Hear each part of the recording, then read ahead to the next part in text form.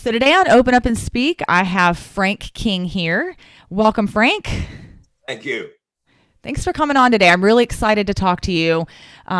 Frank is a suicide prevention speaker. He's done a lot of Tedx speaking, and also he was a writer for 20 years for The Tonight Show, which I thought was pretty cool that you were able to do something like that for such a lengthy period of time. Maybe you'll get to go into a little bit of a Okay. explanation about that with us later. But Frank is going to talk to us today about his experience and kind of his story and help us to bring some awareness and some social consciousness to suicide, to mental health in general. And Frank, I'm going to pretty much turn the time over to you if you Oh can. no. Ah, Yeah, I know you're scared, right?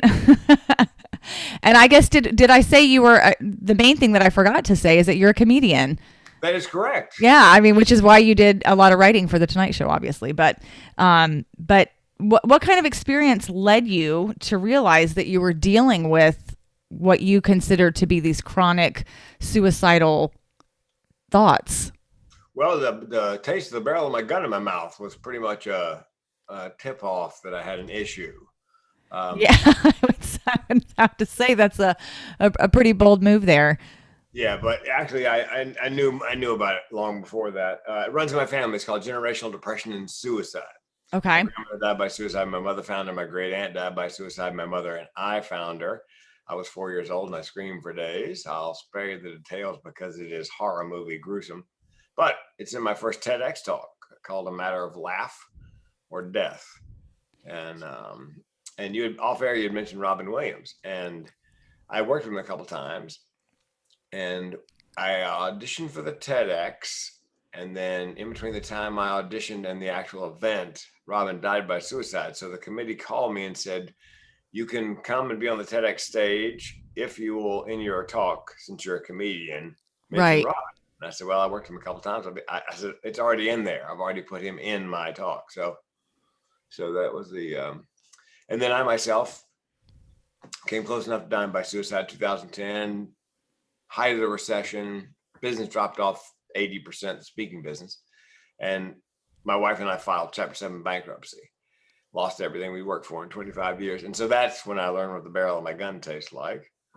A friend of mine who'd never heard me say that came to a keynote and he heard me say it. He came up afterwards. He goes, "Hey, man, how come you didn't pull the trigger?" Oh my gosh. "Hey, man, could you try to sound slightly less disappointed?" Uh, I don't know if I should laugh or be completely you know, shocked by that no, the comment at audience this always point. laughs, always laughs at that. So anyway, that's how I knew I had major depressive disorder and chronic, which is not rare, but chronic suicidal ideation is much more rare. Matter of fact, but a lot of people who have it don't know that's what it is. Yeah, yeah. And I did watch some of your comedy, and you are quite funny. And I obviously read your bio and some of your stories about the kind of intergenerational trauma and things that have kind of been passed down from generation to generation. But Yep. when you were younger, were you exhibiting certain behaviors? Or, I mean, was this something that other people around you would have noticed and been aware of? Or was it something that you had going on kind of privately and personally, didn't really share with anyone else? Or maybe outwardly couldn't see it from other people's perspective?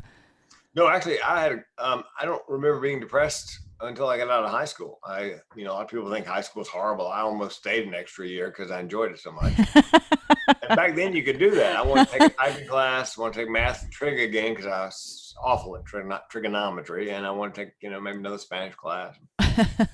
No, it wasn't until it didn't really hit me until I was mid 20s, early mid 20s, when I was married to my first wife, high school sweetheart, wonderful woman. We did not belong together, had completely different goals. One of her goals was that I would sell insurance like her dad did. So I was doing that. And one of her other goals was I was not going to open mic night at the comedy store, which I was not. Aw. And that's when I realized that I was depressed and suicidal. And if I didn't change something, I was going to kill myself. So I thought, well, what the heck? I could divorce my wife, quit my job, try comedy. If it works, great. If it doesn't, I can always kill myself. Oh my God. That's why my fourth TEDx is called "Suicide: The Secret of My Success." Dead man talking, because suicide. I mean, if I'd stayed put, I would have died. Yeah, absolutely. So why not roll the dice? And there are a few things on the planet more powerful than a person with absolutely nothing to lose. So That's a good point. Yeah, that's actually a really good point. If you've already kind of thrown in the towel, then nothing yeah, else at that point. There's nothing's really going to shock you. So, well, um, and I've met half a dozen people since then, mhm. entertainers and entrepreneurs, who had the very same thought process, had a dream, weren't pursuing it, realized they're going to kill themselves, and thought, well, what the heck? It's the old life, try the new. If it doesn't work, I can still kill myself. It just seems like such an extreme thought process. I mean, for someone that doesn't think that way. Sure. Um, I definitely have been at points in my life where I can relate to what you're saying, where you feel stagnant or you feel like just, things just are not the vision, the expectations, the things that the way you're living just doesn't feel like it's authentic, I guess, or doesn't feel like it's who you are anymore. And so I can understand when you get to a point where you're like, okay, well now I've got to take a risk, right? I've either got to just stay on autopilot or I've got to kind of take a risk and go into a different direction. So I can completely relate with that.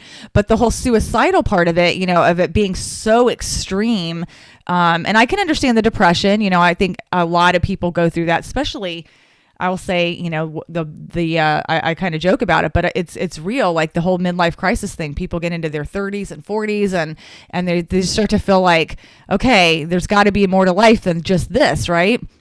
And so Well, people go, yeah, they go through like depressive mindset, and they start feeling like, they've done something wrong or they should have done something different. So I can understand all that. But you really got to a point where it was literal. Like you were just like, well, if it doesn't work out, I'll just kill myself because I don't want to live if I can't do A, yeah. B, or C, right? I mean, it was that strong. Well, and what you're talking about, midlife crisis has a name. It's called individuation. What happens is you realize at some point, 20, 30, 40 years Hmm. old, that Yeah. you're living up to somebody else's expectations. I've got a client who got that TED talk. He's going to do it in London in May. It's individuation. What if who you are really isn't who you are? Mm. And a lot of people go through that at some point in their lives. Am I living up to somebody else's expectations or my expectations? And then, not nearly as stark a choice as I had, but they Yeah. have to weigh devil they know versus devil they don't. And in his case, the guy, my client, he was a banker, and he did that because it made his mom happy. She was proud of him because he was a banker. And he was working his way up the corporate ladder and he got stuck. And his his coach, his business coach, said to him, Anthony, you're not stuck because you're not qualified. You're stuck because that's not where you belong. You belong in a helping profession. And so he became a coach, a speaker, and a trainer. And so, but in my case, of course, and I talk about that in my TEDx. If I had been neuronormal, Okay. I thought to myself, I should be doing comedy. I could divorce my wife, quit my job, try comedy. If it works, great. If it doesn't, the next thought for a normal person is, oh my God, I would have lost everything. Well, you know, that wasn't what it wouldn't matter to me because I had, either way, one way or the other, I was gone. So suicide is something of a superpower in that suicide, a lot of people think it's about killing yourself and ending your life. And in some cases it is. Most cases, I believe, Okay. it's about ending the pain. And so it's a coping mechanism. This chronic suicidal ideation, for me and people in my tribe, the suicide is a solution for problems large and small, always on the menu. For example, my car broke down a couple of years ago. I had three choices. Came up unbidden. Get it fixed, buy a new one, or I could just kill myself. That's chronic suicidal ideation. And the upside of that is every time I've spoken, except once since 2014, there's been somebody in the audience who had that. And they didn't know it had a name. They thought they're just some kind of freak and completely alone. I had a young woman come up after a college show. She said, thanks for your keynotes. You're welcome. She goes, but I got to tell you, it made me weep. How did it make you weep? She goes, your story about the car, get it fixed, buy a new one, kill yourself. She goes, I've had those thoughts all my life. I didn't know it had a name. I thought I was some kind of freak and completely alone. And when I heard you say that out loud, I realized for the first time in my life that I am not alone, and I wept. Aw. Yep. That's my why right there. And it Yeah. happened. It's happened every speech except once. And there's probably somebody in that audience, but they didn't want to come up. Right. Right. They just Uh, didn't come forward probably, but yeah.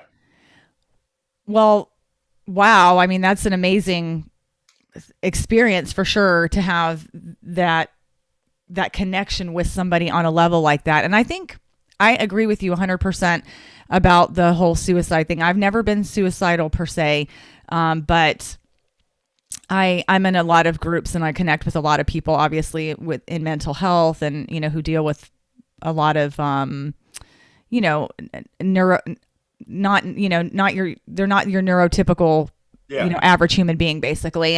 And a gentleman that I follow, guy named Matthew, does a lot of talking about that because he was a drug addict and he eventually was suicidal and went through a lot of experiences, and he was actually just recently mentioning something about that on his social media, about people saying that when somebody commits suicide or has suicidal thoughts that they're selfish. And Oh, yeah, it's and I reached out, not I uncommon.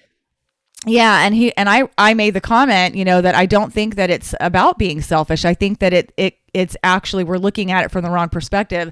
And I think that when someone's in enough pain or has experienced enough trauma or whatever they're going through in their lives, that they're just looking for a way out. And I said, to me, I don't see it as being any different than somebody who has a gambling addiction or a pornography addiction or a sex addiction, or who's gone out and had affairs, or who is, found themselves with drug problem. There's a slew of things, right? There's people who are workaholics. There's people who literally stay at work all day and all night because that's the only place that they feel successful. And if they leave that place, then they don't feel good. And so, that's where they're getting their, I guess, their form of whatever, self-medicating, I guess, maybe through work or whatever you want to call it.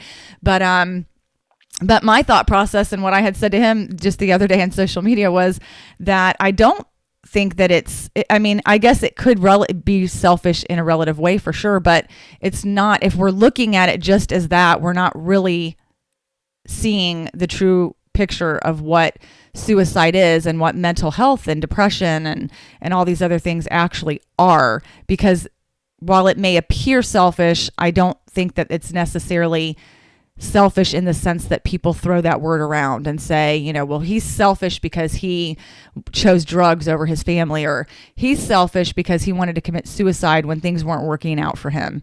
And I just don't think that we really see the picture clearly. So I'm really glad that you mentioned that point, especially coming from your perspective. Well, and there's another layer to that. I hear that oftentimes, suicide is a selfish act. From the outside looking in, absolutely. However, there are three legs to the suicidality stool. One is you isolate. You either remove yourself from social media and social activities, or you move. Number two is you have crossed the barrier. Infants have an amazing will to live from the moment they're born. But you've crossed the barrier. You're willing to do it. Whatever pain is involved for you, you're willing to end your life. That's two. Three is something called burdensomeness. I would imagine the majority of people who die by suicide feel, as I did, that they're a burden to society, to their family, their friends, and the world would be better off without them. So it's actually a selfless act. Right. But I was going to leave my wife $1 million because I had $1 million life insurance policy. I was worth more dead than alive to her. She'd be heartbroken, but she wouldn't be broke. She could get everything back that we lost in the bankruptcy. So I felt like a burden. I felt like, I can fix this. And fortunately, my insurance, I had not passed the point of the 2-year suicide clause. I was at 22 months. Otherwise, we wouldn't be having this conversation. I had to wait 2 months to kill myself. However, because I have chronic suicidal ideation, I'm like, I can wait 2 months. Because it wasn't like an impulse I had at that moment. And then, Right. I could do it anytime. We just had a wildfire in September. And it came within 1.25 miles of the house. And I'm downtown 25 minutes away. And they set up, the alarm went off on my phone, level 3. There's level 1 is get ready, level 2 is get set, level 3 is get out, don't look back, don't take anything, because wildfire is moving and they move fast. Yeah. So we have 11 rescue cats. So I'm downtown 25 minutes away, but it goes level 3. And I'm like, no, I can't live if those cats die in that house. And I got in my car, and as everybody else was driving the other way, I drove into the neighborhood. I loaded the 11 cats. I got them in the car, and I made a video on the way out because I didn't know if I was going to get out of the neighborhood because the fire's only a mile and a quarter away. And a friend of mine said, "You could have died." And I said, "You know what? I've been trying to kill myself for 40 years. Yeah. If I die, I want to do something, heroic." He was saving the kikis. And I could not have lived with myself if I hadn't. And being suicidal, I'm like, screw it. I'm going in. So Yeah, it is a very interesting mindset though. I mean, for the average person to try to really wrap their mind around what you live with and how your thought process works. So, are you currently married? yes. Well, that wasn't supposed to be funny, but like Frank, that's so many problems. You're not married, right? And listen, don't feel bad because I've been at dinner tables with people as I'm getting ready to speak, and the guy goes, "I've been studying, cholesterol, lipids for the last 10 years," and I go, "I suppose you're single." No, my first wife and I split up, and we lived in San Diego, and we separated a couple times, and I was doing comedy, and I met my second wife in San Diego in '84, I think, and we've been married for 33 years. So she came on the road with me when I did my comedy club stand-up career. I said to her, I'm going on the road to be a stand-up comedian full time. Do you want to come along? Figuring she'd go, "Oh, hell no." Right. And she goes, "Yeah." So we were on the road together, no home, 2,629 nights in a row. Wow. And yeah, it was a blast. Worked with Dennis Miller and Ellen and Rosie and Dana Carvey and Adam Sandler, Kevin James, back when they were all just comics. And all of the greats, man. All of the greats. Love all of them. We had a ball, and it was fun. They're really interesting, intelligent people, and about 99.9% of them really nice. So it was a great time. So yeah, we've been married 33 years. Okay. And I guess over the years, your wife has figured out how to navigate this with you? Well, she didn't know until I did my first Tedx. Nobody knew. I came out on stage at that Tedx, Depressed and Suicidal. So when she's getting ready to play the YouTube video, when it posted that day, I said, don't press play. I need to tell you about half a dozen things you're going to learn. And I don't want you to learn them on the YouTube video. She had no idea how close I came to killing myself and so forth. So she's adjusted. One of the things I tell people is if you're living with that, when you are ready, tell the people you know, love, and trust so they can be there for you. Yeah. And not many people do it on stage at TEDx, but But you're that guy. Yeah. You're totally that guy. Hi, honey. Oh my goodness. Well, I'm glad that you brought that point up too, because that was one of the questions that I had for you was just, is this something that you've lived with in your mind, and not been able to really articulate and share with other people? And so you kind of answered that question. So it sounds like to me, people who are living with chronic suicidality, who are diagnosed or undiagnosed with MDD, tend to probably live in secrecy with how they feel. And is it because of the stigma? Is it because of the shame? Is it because you don't really understand what you're feeling yourself, and so you don't know how to articulate it and explain it to somebody else, or maybe all of the above? Like what tell me a little about that. Well, there's a stigma surrounding mental illness, and there's another stigma entirely different and unique surrounding thoughts of suicide. So there's a stigma. The part of it is you don't want to be a burden to others. I was in the driveway one day doing a little yard work. My wife's leaving for work, and I was terribly depressed. And I thought, I'll tell Wendy. And I thought, no, because I'm not going to feel any better, and she's going to feel worse. So I'll just keep it to myself. That's oftentimes while we paste on a face, big smile off through the world as if nothing is wrong. And the secondary problem, being a man, 8 out of 10 people who die by suicide in the U.S. are men. Yeah, yeah. And part of the problem is toxic masculinity. Big boys don't cry. Pull yourself up by your bootstraps. They don't share. And it's, by the way, it's not just mental health they don't share about. Men wait too long to get a colonoscopy or a test, or You know what I mean? I have two Yeah. friends that just died of, one died of colon cancer, one died of prostate cancer. Nobody dies of prostate cancer anymore Right. if you are taking care of yourself. You may die with it, but you're not going to die of it. Right.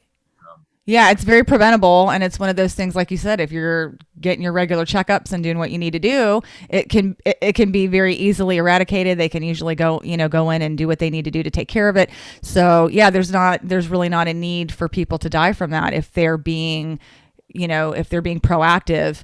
And you're right, there is this very negative kind of connotation around men and mental health and just in general about men being strong and not having to be vulnerable.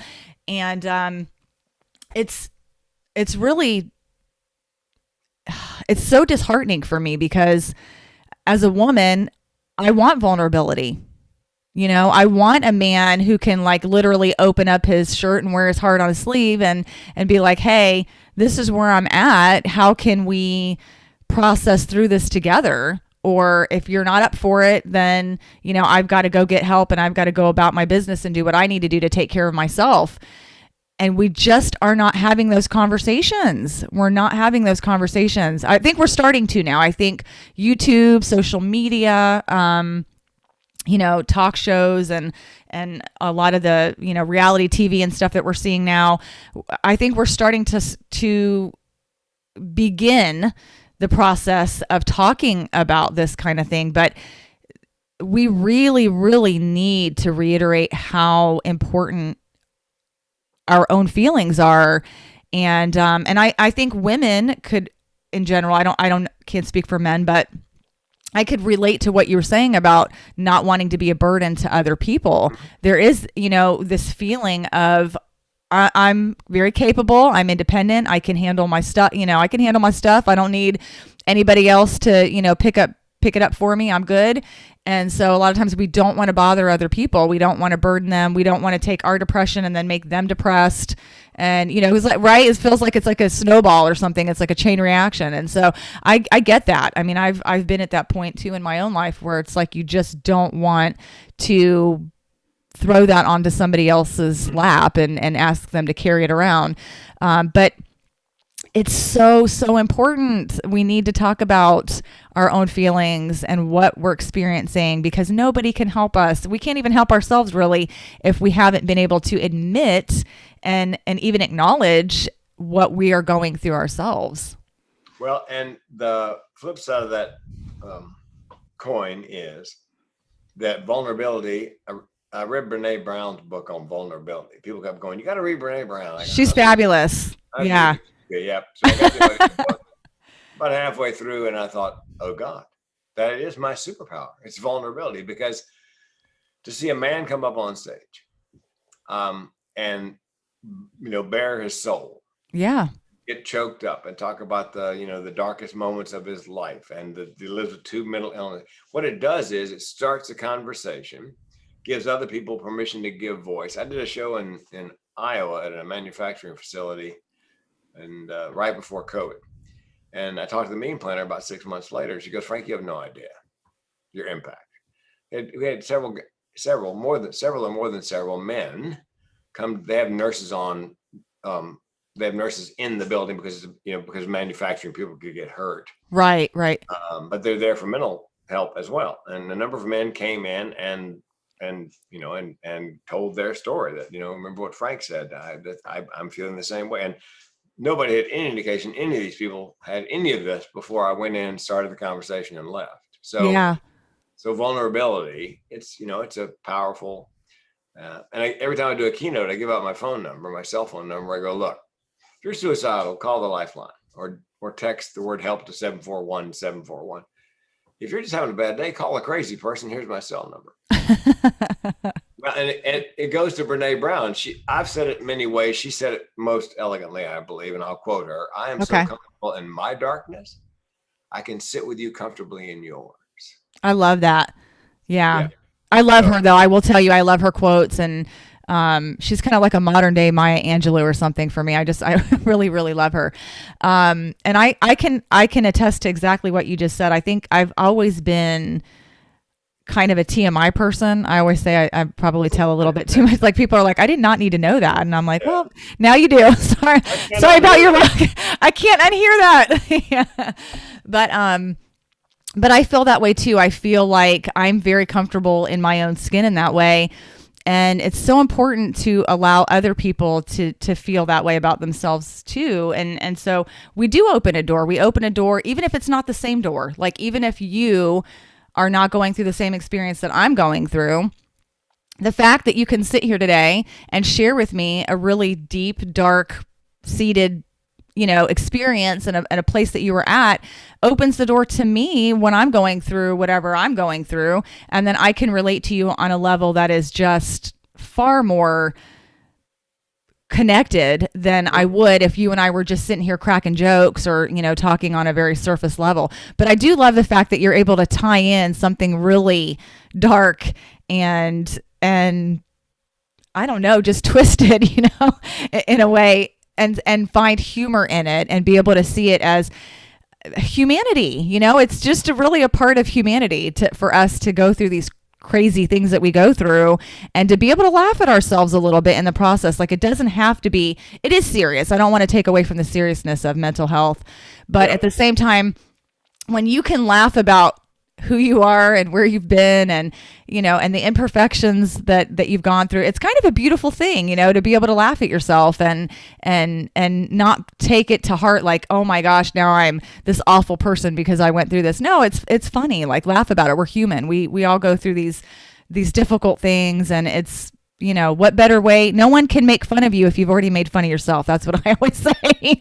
That's what I've always told my kids. And they're like, why, I don't think that's funny. And I'm like, it is funny because if you're, you already made fun of yourself. So nobody else can, somebody else makes fun of you. You've already done it. It's okay. It's already out there, Well, and the people I get asked occasionally, is anything funny about depression, thoughts, suicide? No, but they're funny stories. For example, I did my first live engagement March 3rd this month. Wow. Okay.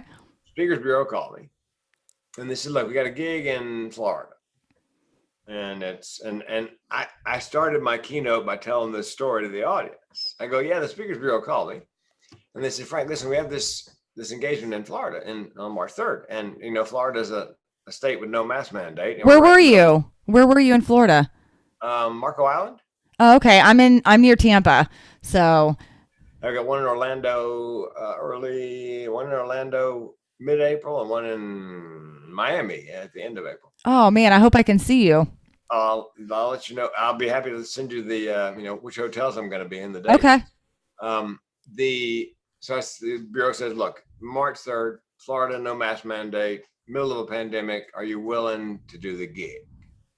And I said to the sales exec, dude, I may be the only person on your roster willing. I'm suicidal. What the hell do I care? He goes, you're on. That's so funny. Yeah, that's awesome. That's where here. And another thing is that people have kind of an idea in their mind what mental illness looks like. Yes. It's yes. Kind of on the corner with a sign, we'll work for food. That's like fourth stage mental illness. The system has failed them all the way down the line. But when they see somebody relatively high functioning on stage making jokes, it's almost cognitive dissonance. You can't hold both those pictures in your mind at the same time. Yeah, you're right. And so now I've shown them that mental illness is not just about that guy on the corner. People have said to me, I don't know anybody who's mentally ill. Oh, yes, you do. Yeah. I don't know. So what I'm trying to do is change perceptions and perhaps prejudices and reduce the stigma. And by the way, 95% of the people that hire me, when I get there, they go, we just brought you in here to start the conversation. Yeah, I kind of. Oh, okay. Yeah, but it is. It's a great. You are great, obviously, at what you do, and so it is a great conversation starter. And my girlfriend and I, one of my best friends that I grew up with, we've kind of had this like little joke about how everybody's crazy, but some people just hide their crazy better than others. Yeah. And so we kind of joke about that. Well, I'm just hiding my crazy today, And so I think you're absolutely right. We probably all know somebody who's suffering through mental illness. And to be honest with you, I think we're all a little mentally ill. I don't know if maybe I'm a little jaded, but I feel like we all have our own our own variations of mental illness. So it's kind of like a spectrum. We talk a lot about autism, or my son, for example, who has Tourette syndrome. We talk about the spectrum of things, right? How there's somebody could be more mild on the scale, and somebody might be more, might be more obvious by the way they're ticking or stimming if they're autistic, or certain things that they're doing might be more obvious than others, right? But to me, it's kind of a spectrum with all of us, even those of us that consider ourselves to be pretty like neurotypical, I guess. Don't we all go through bouts of something? Don't we all cope with things differently in different ways? Who's to say that this way of coping with something isn't mentally ill, but this is? I mean, sure, there are better ways of handling things than others, but to some extent or another, I kind of feel like we all have a little bit of something. Whether we know it or not, I feel like we all have a little bit of something. Like we're all on this spectrum, but some of us are more on the black or the white, but there's a lot of gray area in there, Well, I in my case, because I'm hardwired for it, it's in the family, more nuts in my family than a squirrel turd. So, yeah, I mean, we are, but I think in the general population, everybody is susceptible to it. Yeah. I believe during the pandemic, what's happening is, and this is frightening to me, there are a goodly number of people who are situationally depressed. Yeah. Yeah. And let's say they've never been depressed because they're relatively neurotypical, and Right. and then they don't understand why they can't drag themselves out of the bed in the morning. What is wrong with me? So I've been doing podcast after podcast, teaching neurotypical people what high functioning mentally ill people do to get out of bed in the morning. Because for me, the world's an uncertain place every day, pandemic or no.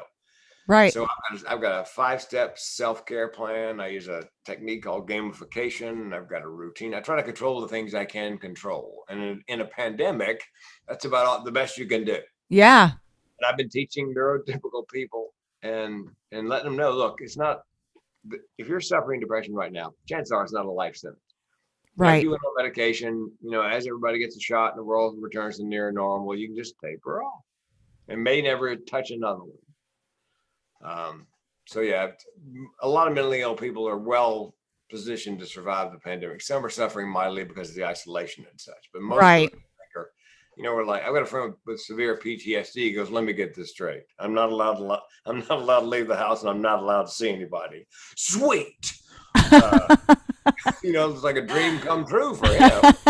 Yeah, I've had some introvert friends post that too on some of their social media. Like, I've been doing this my whole life. What are you guys talking about? Yeah. So, I think everybody has the potential. Yeah, that's a good way to put it. I think we're all susceptible to it. I think we all have the potential. I think some of us are on a lesser scale or a greater scale, or, a spectrum of sorts. But I think none of us is invincible. Some of us, just haven't met that dark spot in our life yet, but we may 10 years or 20 years or tomorrow. And so it's important that we are kind of normalizing this stuff so that people feel like when they're in that spot, they have places to go, they have people to talk to, they have people like yourself who are coaching them through. I love that you're actually going to businesses and talking to, corporations and letting people know, hey, your employees are valuable and they're going through things. And this is how we can be more effective as a society, as a business, whatever, to get people in a better place. Because if they're not talking about it and they're walking around like this, it's affecting their work. It's affecting their life in so many ways. And you're able to kind of bring that to the table and bring it out in the open and allow people to feel vulnerable. And then, of course, you've got different things that you do to help people navigate individually and as in the workplace and outside of it, to better themselves in those situations. So I appreciate everything that you're doing. We're going to get ready to close out here, but I wanted to before we go. Yeah, I wanted to leave you the last few minutes for you to say whatever you needed to do. Oh, okay. Well, so go for it. Your son with Tourette's. What does he do well? Well, I imagine Tourette's is a challenge, but on the flip side, is there something he is particularly good at? Math or athletics or? He is actually a naturally athletic. He doesn't think he is, but he does have the ability to pick up things pretty easily. And he can watch a YouTube video and watch somebody like playing the piano or doing something, and then he can come over to the piano and he can sit there and play it. And I'm like, how did you do that? You know, and he's like, well, I'm watching them do it and, you know, practice it, and then I just do it. And I'm like, wow, I can't do that. So he does have certain gifts that he can do. And I would say as he's gotten older, I think his symptoms have appeared less mild. I think mentally they're still there, and physically maybe they don't manifest the same way that they were when he was 7 or 8 or 10. He's a teenager now, but he does still have tics. He does still have certain things, you know, facial grimaces and things that he does. And but yeah, there's a lot of great things that he can do, and those are the things that you have to really focus on, and those are the things that we try to remind our children of. You know, these are the things that you can do, so do them well, enjoy them, you know, and don't worry about the other stuff that, well, I mean, you have to worry about it, but Yeah. but don't lose sight of the good things that you can do. Well, and here's the thing. That's my third TEDx talk right there. Every parent I've ever asked got a child with a challenge of some kind. They go, yeah, well, I know what his challenges are. Tell me, is there something that he does really, really well? Mm-hmm. I mean, to a parent, he's athletic, his mathematical skills, his I mean, it's just Right. The title of my talk is Mental with Benefits, the Evolutionary Advantages of Mental Illness. And it begins like this. And the point of the TEDx is to destigmatize and convince children, yes, you have a mental disability. However, here's what the adults never tell you. You have abilities that your peers can't touch. Right. And it's simply the flip side of that coin. The wiring is all the same. Mm-hmm. You know, it's not like one set of wiring for Tourette's and one set of wiring for all his talent. It's right. No, you're absolutely correct. I have a good friend in the truck community who is a fantastic drummer. And when he drums, he doesn't tick at all. Like, you would have no idea. It's amazing. You know, it's amazing what he can do. So you're absolutely right. And I love that you said earlier that when you were talking about your mental illness and the thoughts of suicide and how that's actually been like a superpower for you. And I've kind of used that with my son at times to say, you know, this might feel like something really difficult, and it can be difficult, but it also can be a superpower. It can be a driving force. You have something that other people don't have. You know, you have this ability to do things that other people can't do, and it's a gift, you know. YouTube video, sit down at the piano. Yeah. I opened the talk by saying this. What if those of us with a mental illness, mental disability, are not living with a genetic mutation, but an amazing evolutionary adaptation? Yeah. And I believe my comedic ability, creativity, imagination is simply the flip side. I'll be back in the day when I was in comedy clubs, somebody would scream something at me. Woman's being thrown out. She turns back to me, blames me for being thrown out, screams, F you. Yeah. I took a beat and I said, not even for practice. And the audience went nuts. And somebody came up afterwards and said, how did you think of that? And just like your son, I said, I don't know. When you heard it, I heard it. I didn't Yeah. really think it. Yeah. I'm kind of quick-witted like that too, to be honest with you. Yeah, I'm telling you. And people are like, you are crazy. And I'm like, no, it's just my brain just does this stuff. The brain does it. I can teach people to write stand-up, perform stand-up. I cannot teach them to process like that. Yeah. That fact. My wife, I've never told her this. She'll say, didn't you think before you said that? What she doesn't know is in the split second from the time I had the idea to the time I said it, okay, and I said it. Yeah. I'm not going to tell her I actually thought about it and said it. So that was the point. That was the whole point of the TEDx talk, was to let kids know that, you know, what kid doesn't want to be kind of like Harry Potter? He's kind of weird. He's half muggle. He's got this funny, you know, lightning bolt, whatever. Right. Got superpower. What kid wouldn't? So yeah, he's got some issues, but he's also got these superpowers. And if we could, as you have done, by the way, Mm-hmm. my advice in the TEDx, wrap your arms around, embrace, energize, and celebrate whatever it is they do well. Yeah, absolutely. Well, thank you so much. You've given us a lot of great tidbits today. I appreciate what you're doing. Thank you so much for taking the time to come on here and talk to me today. And if there's anything I can do for you, obviously let me know. I will be posting your notes and the links that you've sent me. I always post those at the end of the podcast. So if there's anything else that you haven't sent me, feel free to forward it to me and I will get it out to the audience. So thank you so much, Frank. You are welcome. And you and your son should sit down and watch it's called Mental with Benefits. I'm absolutely going to do that. Yeah. In fact, so. we'll probably watch it as a whole family. So I would advise that because he is exactly who I was talking about. Yep. Absolutely. Thank you so much. Have a good rest of the day. Thanks.